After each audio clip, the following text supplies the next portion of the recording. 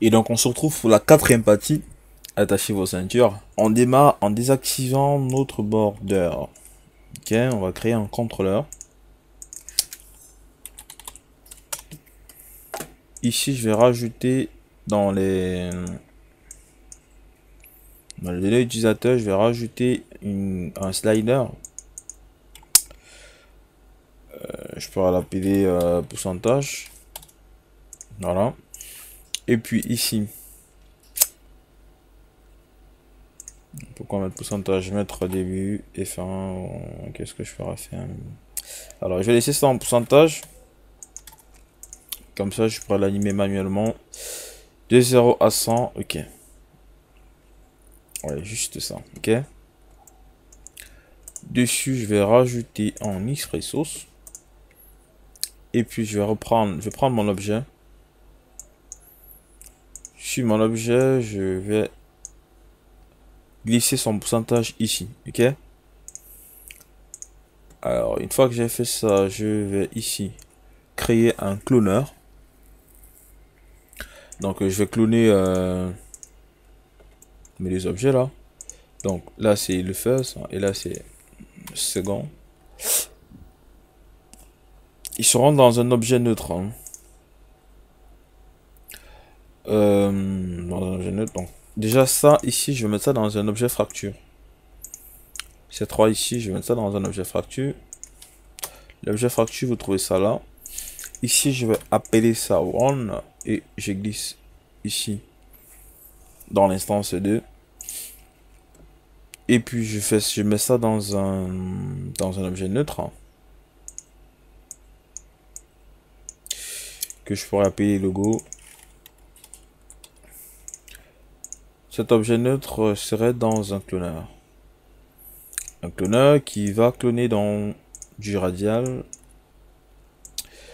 Bon, ça sera paramétrable. On va mettre ça ici à 720 de rotation. Et puis, je pourrais augmenter la quantité. Donc, la quantité, je vais mettre ça à 10. Ok.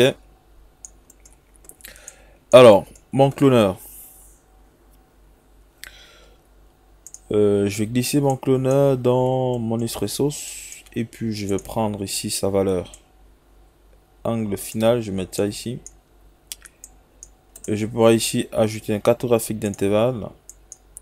Je glisse le pourcentage là. Le pourcentage varie de 0 à 100. De 0 à 100, moi je voudrais que tu me sors 0 à 360, qui est cette valeur ici. Donc je lis ça là, il passe à 0. Ok, donc il n'est pas à 0 parce que je n'ai pas actualisé ici. Donc il faudrait que je lance une petite lecture. Il m'actualise, nickel. Donc maintenant je pourrais ici, voilà, juste avec ce slider, je pourrais déjà faire ça, ok. De 0 à 100. Je vais rajouter un autre slider, je pourrais désactiver ça pour l'instant. Je vais rajouter un effecteur de randomisation sur cet objet fracture. Donc je clique dessus, je rajoute un effecteur de randomisation que vous trouvez ici. Effecteur de randomisation et en sélectionnant l'objet. Cet effecteur de randomisation dans la rotation. Donc voilà ce qu'il a fait. Vous pouvez voir. Il a déplacé légèrement notre clone. Cet effecteur de randomisation, je vais toucher tout simplement cette rotation ici, la rotation H, que je vais mettre à 150, et sa rotation P ici, je pourrais mettre ça dans les 75. Nickel. Si je quitte de 0 à 100, il n'y a pas de collision. Ok. On s'assure de... Ok, là, il n'y a pas de collision, nickel. Maintenant, ce paramètre, déjà, on va rajouter ça dans les X-Resource. Donc, je vais rajouter ici mon effecteur avec... Là, je vais appeler ça logo. Donc là, c'est l'effecteur du logo. Je vais prendre son intensité. Je vais mettre ça là. 100%. Donc, je pourrais directement le lier ici. Donc, déjà, si j'active les deux, voilà ce que ça me fait. Étant ici, si je fais 0, voilà. De 0 à 100, il y a deux paramètres qui s'animent, ok? Il y a la rotation du... Il y a la rotation du clone et ainsi que l'effecteur de randomisation. Dans cet effecteur de randomisation, je vais désactiver. Alors, je vais mettre ça à 100%. Bon, ce paramètre, déjà, il va falloir qu'on le mette dans l'affichage frontal. Ajouter à l'affichage frontal. Ok, ça affiche pas. Il faudrait qu'ici, j'affiche mon affichage frontal. Et puis, je déplace mon paramètre là. Et puis, je vais supprimer ça parce que c'était en double. Et sur ce paramètre ici, je vais faire toujours. Donc, en fait, il serait toujours affiché. Et comme ça, je vais pouvoir bouger à tout moment. Dans le logo, ici dans la position, je vais toucher un petit peu sa position. Donc, dans les aides. Donc, il faudrait que je remette ici. Donc, ici, si je mets ça à 100.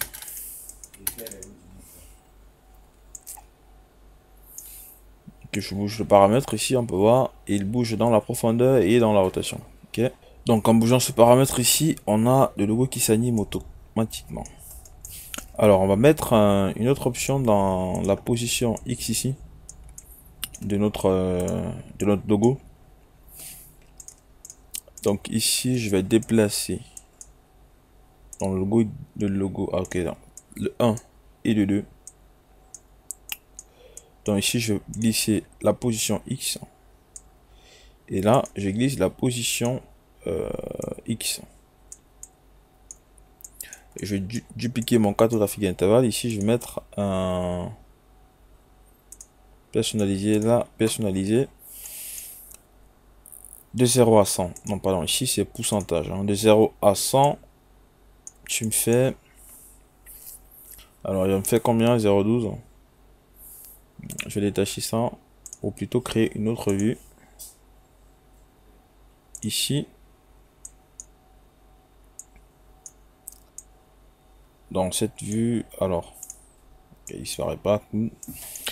Alors ici je vais glisser cette sortie dans la P1.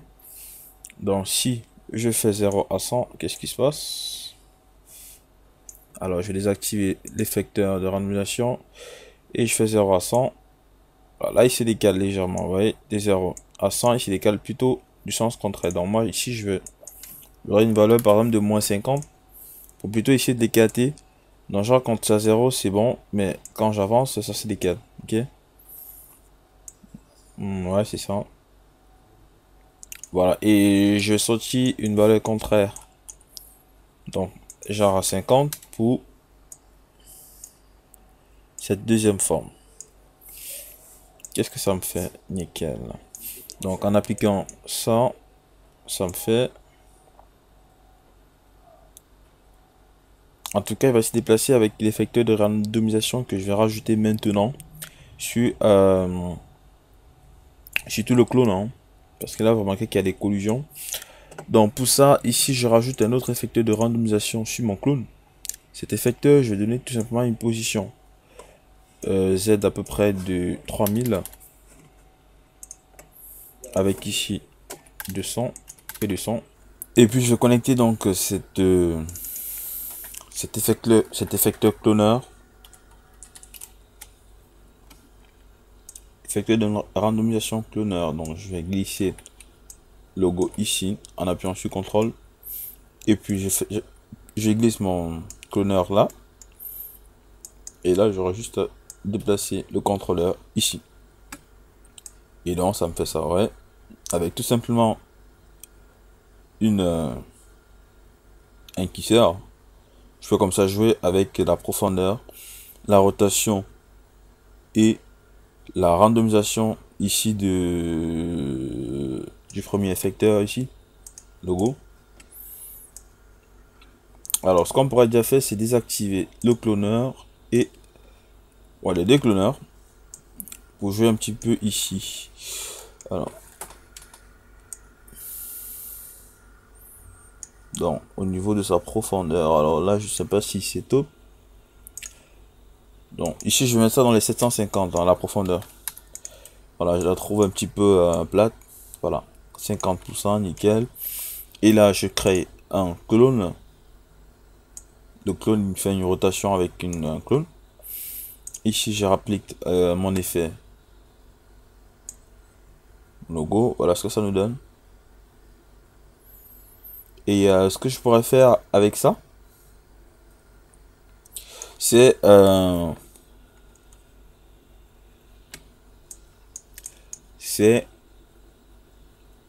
ici dans le cloneur. On remarque en fait le 0 est là. Donc si je fais par exemple à 100%, ici en fait il vient dans les plus Z et dans les moins Z. Enfin, il vient dans les plus Z ici et dans les moins Z en fait. Donc si je place, si j'affiche par exemple dans ma grille, vous voyez, il vient dans les deux sens. Moi j'aimerais bien qu'il vienne de ce côté et puis arrive là, ok. Donc pour ça, je vais tout simplement ici bouger le maximum pour le mettre à 0. Voilà. Et là maintenant si je rentre, on peut voir que là ça décale et puis ça vient se positionner comme il faut. Vous voyez là. Allez, ce qui se passe, allez, ça quitte de la profondeur et puis ça vient se positionner comme il faut. Ok, nickel. Je pense que l'animation n'est pas mal. Il y a une randomisation, voilà, il y a une randomisation, il y a un clonage. Là il apparaît et puis il se fusionne pour créer dans cette forme. Ok, ouais,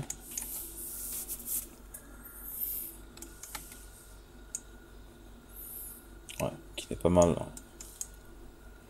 Alors, et maintenant je pourrais donc faire mon animation. Allez, je rentre avec sur mon interface de base. Je t'active ça, je me place par exemple à 0, je mets ça à 100, je mets une image clé. Et puis je vais me placer par exemple à 100 ici, donc 4 secondes. Et puis je mets ça à 0. Je mets une image clé. CTRL D, il faudra vous assurer ici que vous avez 25 images par seconde. Donc là, je suis à 0, je mets 100. Et puis à 100 ici, je mets 0. Ok. Et bien ça me fait ça.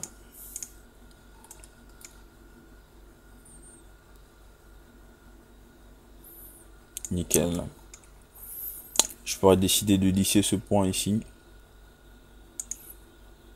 À la fin.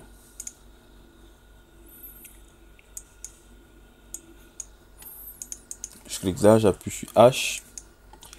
Ici, je mets ça dans les 125 pour pouvoir bien tirer ma tangente. Comme ceci. Voilà, un beau lissage à la fin. Voilà, ça fait ça. Et puis, tac, ça paraît dans le easy, you know. Nickel. Et puis, l'apparition du disque qui pourrait apparaître comment? À border. Qui est là. Voilà. Cette border, on pourrait...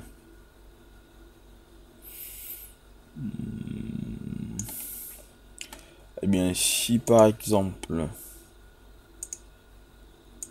Si je clone ça, en appuyant sur CTRL, je supprime ça et que je me mets en border ici. Je supprime également. Attention, qu'est-ce qui s'est passé avec CTRL Z, CTRL Z, CTRL Z. Donc en fait, j'active ça, je clone. Je duplique ça, le cloneur. À l'intérieur, je supprime le logo et je remplace par mon border. Ici, je rentre dans mon Expressos. Et puis j'essaie de remplacer cloneur. Alors là, on a cloneur 1 que je vais remplacer ici par cloneur 2. Et puis je vais déplacer ça pour mettre là. Qu'est-ce que ça me fait? Bien, ça me fait... voilà. Bah moi j'essaie juste de faire une animation un petit peu rapide hein, et qui ressemble un petit peu à un truc pas mal, ok. Et puis là ça me fait une animation plutôt cool hein, qui apparaît juste comme ceci. Et puis ça crée notre logo, nickel.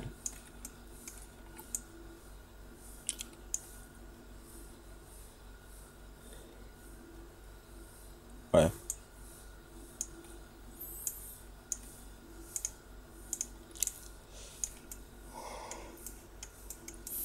Alors, comment vous trouvez l'animation? Je pourrais rajouter de la rotation. ouais, sur cet effecteur ici, je pourrais rajouter un effecteur de randomisation pour essayer de roter un petit peu, parce qu'apparemment il est pas voilà. Je pense que même ici je pourrais faire de la rotation sur cet effecteur, rajouter de la rotation ici, essayer de, voilà, essayer de roter un petit peu comme ça. Tant pis s'il y a des collisions, on s'en fout. Voilà, essayer de roter un petit peu dans tous les sens.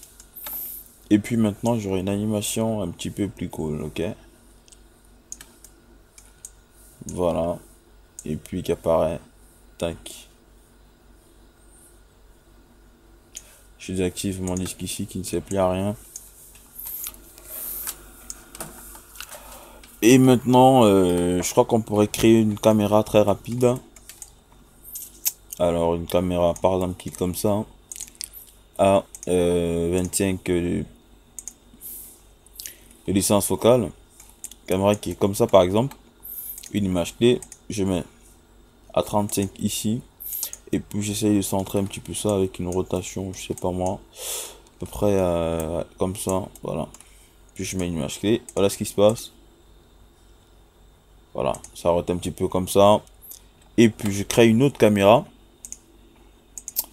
Je vais dans cette caméra là, j'essaye de me placer à peu près ici. Je place à 25, je mets une image clé. Près comme ça. Et je vais me placer genre à... Voilà, genre à 60 ici, je déplace un petit peu le logo. Comme ceci. Voilà ce qui se passe. Bon là je devrais dézoomer un petit peu. Hein. Voilà, ok. Nickel. Et puis à 50. Je crée une autre caméra qui elle sera centrée 0. Là je vais bien là. Ok, nickel. 0 ici. 0, 0. 0 dans la profondeur. Voilà. Comme ceci. Dans la hauteur et dans les X. Et puis là, et bien là je pourrais tout simplement mettre 0 ici. Mettre une keyframe, j'avance de 75 au 200. Voilà, 200. Et puis je dézoome tout simplement. Comme ceci. Ok. Voilà ce qui se passe. Alors on pourrait dézoomer un petit peu plus rapidement là. Genre ici à 50 à 70. Voilà. Je vais rentrer un petit peu. 30, 30, 60. Voilà. Là c'est pas mal. Hein. Tac. Si je rentre un petit peu, qu'est-ce qui se passe?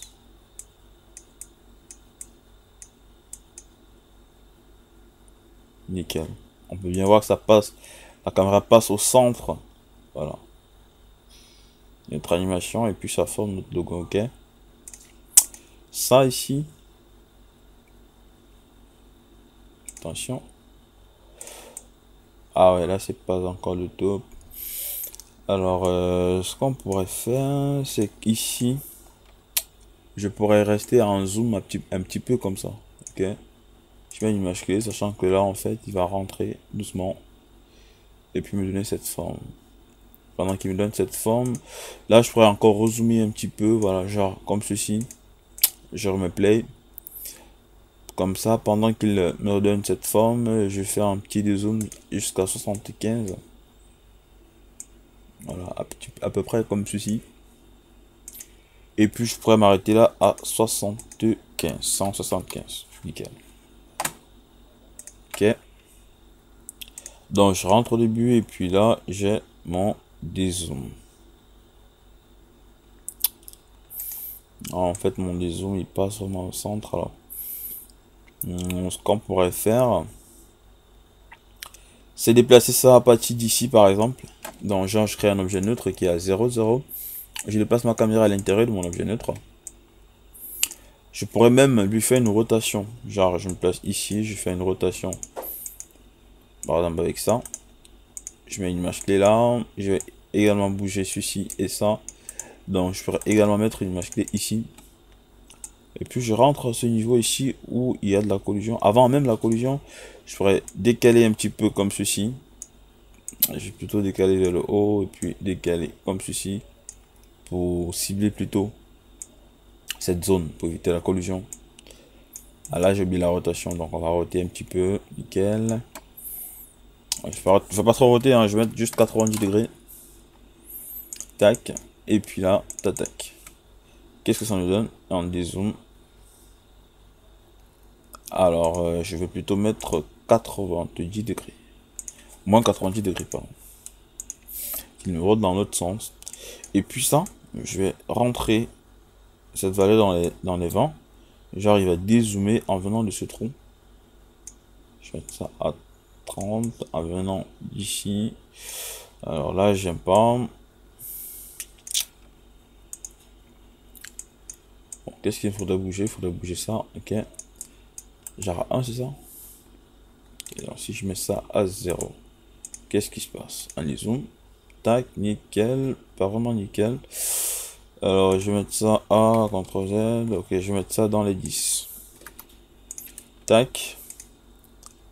Ok, là, il y a un petit bug. Je vais mettre ça avant. Keyframe. Tac. Ok, là, c'est pas mal. Il apparaît simplement. Alors. Et là, je ferai continuer à zoomer un petit peu. Voilà ce qui se passe. Tac.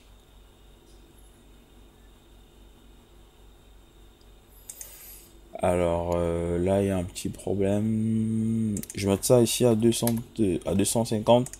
Genre 10 secondes. Et puis je vais décaler ça, cette keyframe à 250. C'est un petit peu rapide, hein, je sais pas pourquoi.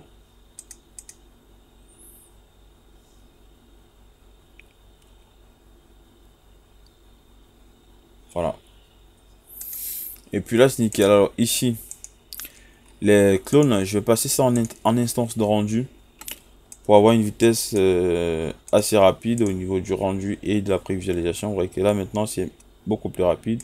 Regardez ici, si j'avais pas activé ça par exemple ici, l'instance de rendu, et que je faisais une lecture, on peut voir que là j'avais 17 images par seconde. Ok. Et quand je sélectionne mes cloneurs et que j'active cette option, ben, il va cloner avec des instances en fait. Et là je passe directement à 64 images par seconde. Et je peux facilement contrôler la vitesse de mon animation. Nickel. Bon, on n'a pas fait une animation assez extraordinaire hein, parce qu'on n'a pas le temps. Mais déjà avec cette technique d'Espresso, hein, vous pouvez faire des tas de trucs. Bon, moi j'avais prévu de faire une animation genre. Alors là, je vais prendre par exemple mon projet, je vais copier ça. J'avais prévu faire une animation un petit peu avec juste une profondeur. Déjà reçu un effecteur de randomisation. Alors non, c'était pas ça. C'était juste ici en mode linéaire avec une extrusion et un déplacement dans la profondeur. C'est une autre méthode, hein, vous pouvez l'utiliser aussi pour votre introduction. Genre vous faites une profondeur comme ceci et puis vous créez une caméra à 0, 0. Ici dans les X, dans les Y et dans la rotation. Vous entrez dans votre caméra. Là on pourrait bien zoomer, hein, mais là il est au centre. Dans ce que je fais, et je crée un objet neutre. Ici, je déplace mon objet dans l'objet neutre. Et puis je pourrais décaler ici les X1 pour être centré par exemple à ce creux ici, donc soit ici. Voilà. Et puis comme ça, je pourrais zoomer à l'intérieur. Ouais. Bon, cette méthode aussi n'est pas mal comme animation. Je mets une image clé, tac. Et puis genre à 100, je dézoome jusqu'à la fin. Je mets ça à 0. Pendant ce temps, mon effecteur ici, à 100 il est là. Ok. Dans les 75, il est présent ici. Et à 100, il est à 0. Ok. Voilà ce que ça me fait pour l'instant. Un dézoom. Et puis, ça arrête. Je vais remplacer ici à 100. Et puis, j'essaye de faire une rotation ici. Donc, 0. Et puis là, je fais une rotation par exemple de moins 180 degrés. Moins 180 degrés, pardon. Et puis là, je dézoome, regardez ce qui se passe. Il dézoome avec une rotation de 170. Et ce point ici, je vais mettre ça dans les 50 ans. Le point de position que je trouve un petit peu un peu brusque. Hein. Voilà, là c'est un peu nickel. On va mettre ça à 60 ici. Voilà. Vous avez vu? Cette animation aussi n'est pas mal. En fait, de trucs que si vous faites un rendu par exemple avec CineMaker en Octane, vous devriez avoir déjà une profondeur de champ avec un motion blur qui est pas mal aussi. Genre ici, et puis vous arrivez à la fin et puis vous faites un. Voilà, faites ça. Ok. Genre vous arrivez à la fin, là c'était combien? 300. Voilà, 300.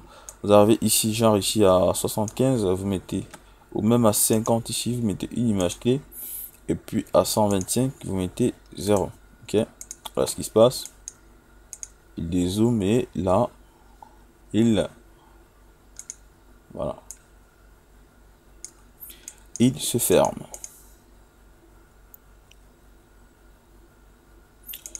Nickel. Alors là, c'est une autre technique. Je pourrais même l'enregistrer si vous voulez. Alors là, c'est la 4.5. Nickel. Et puis, donc, sur mon projet, je crois que je l'ai terminé. Hein, je vais l'enregistrer. Et puis, vous allez suivre les autres parties sur la chaîne DMHS Tut et MS Design. Alors, je vais m'arrêter là. Ah non. Désolé, je n'ai pas fini là, ok. On a une seule caméra, ok. Donc, on va essayer de fusionner les caméras. Alors là, on va essayer de fusionner les caméras, ok. Donc, pour ça, je vais ici utiliser l'outil mise en scène. La première caméra, je la mets là. Donc, au début, ici, vous vous souvenez, on avait cette première caméra. Donc, à 0, je mets une keyframe. Et puis, à 25, je mets la seconde caméra qui est là. Qui va me prendre cette séquence. Et puis, à 50, je pourrais déjà mettre la dernière caméra. Ok. Et ben, ça me fait ça. Tac, tac, tac.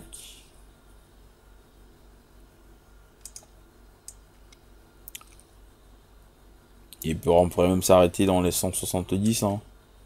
175. Okay. Voilà. Et puis ça me fait ça. Tac. Après, vous pouvez l'animer différemment. Hein. C'est juste que j'ai pas vraiment le temps là-dessus. J'ai pas vraiment le temps à perdre là-dessus. Donc voilà. Je fais un truc qui n'est pas mal non plus. Et bah déjà même si on est testé, on a un truc qui n'est pas mal du tout. Donc là je vais l'enregistrer et puis je vous souhaite une bonne chance pour la suite de ce tutoriel. Abonnez-vous à ma chaîne et n'hésitez pas à vous abonner aussi à la chaîne DMHS Tut et MS Design. Allez, je vous laisse, c'était les gars design.